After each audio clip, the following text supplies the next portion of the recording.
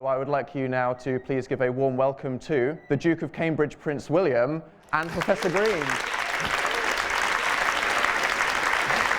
I would love to ask you some questions about what you've both been doing to raise awareness, if that's okay. I guess I'd like to ask you both, why did you decide to get involved and campaign on issues around mental health? Do you want to go first? Yeah, sure. For me, I've got a very personal relationship with mental health. Both my own issues and I suppose, well, to be fair, I wasn't aware of my own issues up until my dad took his own life when I was 24.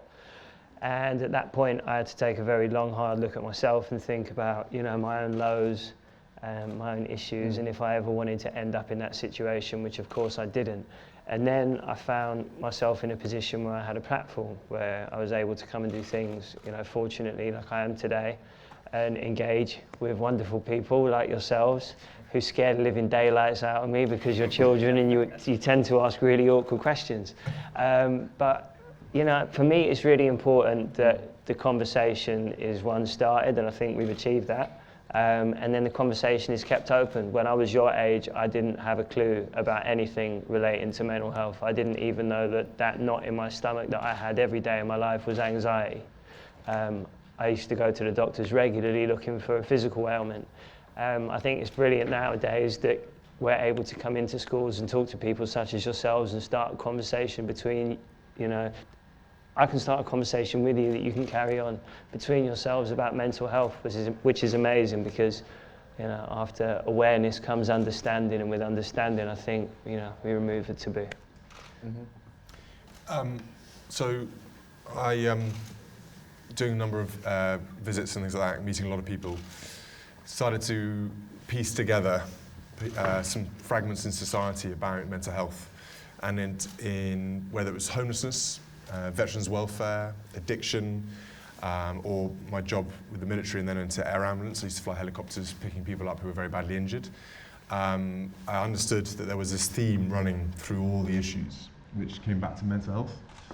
And so talking to my brother and my wife, we decided that they also felt the same and they'd seen similar experiences and similar things. We decided to put it all together and come up with Heads Together, which was effectively bringing the key mental health people, the experts in the sector, together under one roof and get them to come up with a plan and join forces to tackle the stigma around mental health. And maybe you guys could tell us whether there still is a huge stigma around mental health, whether you guys have been able to talk about it at home, whether you feel you can talk about it with your friends. We certainly did for a bit of research and found out that a lot of people don't want to talk about it. They feel it's a dirty word and that mental health is something they're scared to talk about for how they feel judged or how people are going to treat them. And we felt in today's society, in today's world, that probably was pretty old-fashioned and we should be challenging it. So we did a little campaign and we used the marathon as a sort of centerpiece and used that as the mental health marathon to focus all our energies on trying to tackle the stigma around mental health. And yeah, we had a lot of people turn up, a lot of people ran the marathon, which was fantastic, which is not an easy thing to do when you've got mental health issues as well. Never mind the training. I didn't run the marathon. Stephen didn't. Stephen might do it later. I've got bad news. Another time. But no, that's great. I mean, have you both found as well, like as the whole example of Heads Together, that just talking about it and having almost that first public conversation has immediately opened doors from people the other way, where they say, thanks to you, now I feel like I can talk about it? I was in my favourite kebab shop yesterday, and someone came up to me and just said, the programme that you did on mental health came out at a time when I lost my dad, and it stopped me from doing something stupid, which you don't expect to have that effect on people's lives. It's a kind of double-edged sword because so many people have been so grateful for me doing the work that I've done, but they're grateful because they've been affected in some way by mental health issues. Yeah. And you must meet so many people all the time, and especially since the Heads Together campaign. I mean, have there been any people in particular that have come up to you and said, thanks to you and Heads Together, now this has changed aspects of my life? Yeah, and it was actually a lot quicker than I thought it was. We thought it would take a bit of time and that people would be slow to warm to the idea of talking about mental health. But actually, it was bubbling away under the surface out there, and everyone was really keen that there was this one moment to bring it to the surface and be able to talk about it. And people very close to home, who work around us and things like that, put their hand up and said, thank you so much for doing this. And that's very surprising when you sort of comes from people and areas of society and work that you might not have thought it was. It comes from an area where you thought everything's okay there. And that's the key thing about mental health, is people are very good at hiding mental health. But internally, you're struggling, or you've got a real problem or an issue you want to speak about, or you need to go and see someone. And I think the point of the Stop Speak Support campaign is that cyberbullying can obviously have an immense effect on somebody's mental health, like especially when you're younger. That's the kind of stuff that you can carry going forward. And I mean, I know this as someone whose whole life is on the internet, and you're obviously very active on social media. Yeah, people are not always kind to me on Twitter. Not everything that everyone says to me on Twitter or Instagram is nice. Hiding behind a screen, they wouldn't say that to your face. No, but they're definitely happy not. to leave it in an Instagram comment. Yeah. But young people today, I mean, as I'm sure you know, like you could be 7 years old, someone just gives you a smartphone, and then all of a sudden you're just living online in that environment. So what do you think we need to do to make the internet a better environment for young people to essentially grow up in? I think one of the things we tried to look at was setting up, again, using the convening power of bringing people who really know what they're talking about together, so that everyone is singing with the same voice on the same issue, rather than having different people working in different areas. And we set up with the foundation, sort of with a branch off from Heads Together, we set up the cyberbullying task force. And we brought all the leading people in from the sector, tech industries, anti-bullying charities, and we got them to put their heads together. See what I did there? Their heads together. Very nice. And got them to put their heads together and come up with a plan as to how to tackle cyberbullying. Yeah. And that's where we came up with the campaign Stop Speak Support, which I hope some of you have seen. We've reached, we think, around about 35 million young people. Casual. Casual, exactly. Yeah. Dan probably better on the numbers online.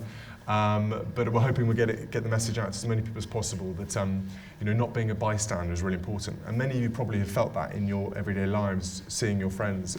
If someone says something pretty nasty to each other, or you've read something online about someone that's not very nice, it's about not being a bystander. It's about taking the first step and being a person saying, actually, that's not cool, that's not okay, or reaching out to the other person and saying, are you okay? How have you been affected by this? And I think that's really important. And social media, for instance, is moving at such a fast pace. When I was growing up, and Stephen as well, we didn't have mobile phones. And Dan, this has all come back so quickly. They used to have a briefcase attached to them, didn't they? Exactly. With a cord, It's moved on so fast. And so I think we've got to educate a lot about what's going on. I think parents as well. Most of your parents probably are learning much about what's going on, and you're probably teaching them. And that's the thing, we've got to find out this education and make sure the advice out there is coherent and consistent, so that you guys understand what's best for your age group, parents understand what their responsibilities are, and then I think we start plugging some of these gaps where there's damage to families done. Yeah, because I mean the whole point is it's kind of this obvious Green Cross code. It's so simple, but if you get that message to people so that they can take action themselves, that'll make a difference. And especially the people that are going through it themselves, just learning how they can cope with it and channel it. I mean, you've said before that your art and writing has been a big part of you kind of processing your own emotions. Massively. Up until I started writing rhymes and freestyling when I was 18, and all the rappers that I grew up listening to were really personal. They gave a piece of themselves in their music. So when I started to write about the situations that I found myself in, what was going on around me and what I'd been through, what hurt, what made me happy. I've always been quite emotive, and for me that became my form of expression, which made me a lot happier. Yeah, it made me a lot less angry. For some people, it's art. It's another blank piece of paper, but they use the canvas completely differently. I think part of our job, I suppose, really is to find a way to help equip younger people with the tools to handle how they're feeling. Because all too often it's impossible. If you hold on to how you're feeling, you become isolated, you feel very, everything becomes very insular, and it's really difficult to not let things manifest. Things get bigger and bigger and bigger, but if you have, people you can share with, sometimes just being vocal about something makes something much more manageable. And it's really important for the boys as well, isn't it? Oh, come on, man. Like, what boy? None of bad for the boys. Stats are terrible for boys. Yeah. Men. We're not good at talking about our emotions or talking about how we feel. The girls are a little bit better, but the boys, we really got to work hard on being able to talk to friends, family, or trusted people about how we feel and if things are really worrying us or bothering us. And I think it's really important as people who can, I hate the term role model because some of my behaviour in the past is not anything that you'd want to follow.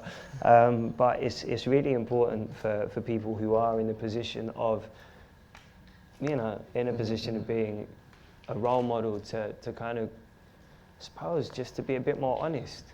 Because if we're all honest, we all go through ups and downs. Me being in my position and being successful in what I do doesn't absolve me of bad days. And not every day is a good day. And what do you hope, especially when it comes to Stop Speak support on the cyberbullying front? What's the core message that you want young people to take away from this? If there's anyone here or at home watching these videos and they're kind of interested in what they've said, what do you want them to think about? I think understanding what you're doing online, for instance, is really, really important. Take time to stop and think about what you're posting, what you're reading, and stuff like that. If you see one of your friends in trouble, be supportive. Try and look out for one another. The internet is a great place, and at its heart, it was designed to help us and to make things better. But there's obviously always sometimes a flip side to this, and it's kind of it's got to be carefully managed and educated. And I think looking out for one another is really, really important. Also, don't spend all day online. Seriously, don't. For your mental health as well, get outside, come away from the screen. By all means, be on the screen, but don't be on it all day because it'll only bring you into another world, effectively, and it's important that you balance the time online. Yeah. I can say from example that spending all your life there probably isn't a good thing. Should go outside once in a while. But no, seriously, mate, exactly as you said there, and like you said about being open and sharing your experiences and how that can help everybody, I think it makes a really big impact, and I'm sure you guys agree. This is something that probably all of us can relate to in some way, whether we've been through ourselves or we know someone or we've heard the stories. And if we took these messages on board and we all just acted in this way all the time, I think it could be so easy to just make the world and the internet especially a better place. Yeah, I think there's a responsibility on media outlets as well to be kinder. I think they can be quite harsh to people.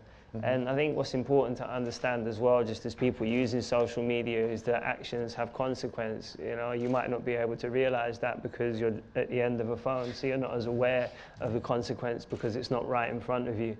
A lot of the time people say things that they wouldn't say face to face. What used to happen, when I was at school, I'm 34 now, but when I was at school, if anyone was having problems, when they went home, their home was a safe place. They didn't have to worry about being bullied there. Now people have access to you wherever you are, which is quite scary. So just be aware of how you use social media and the things you say to people and the effects that they have.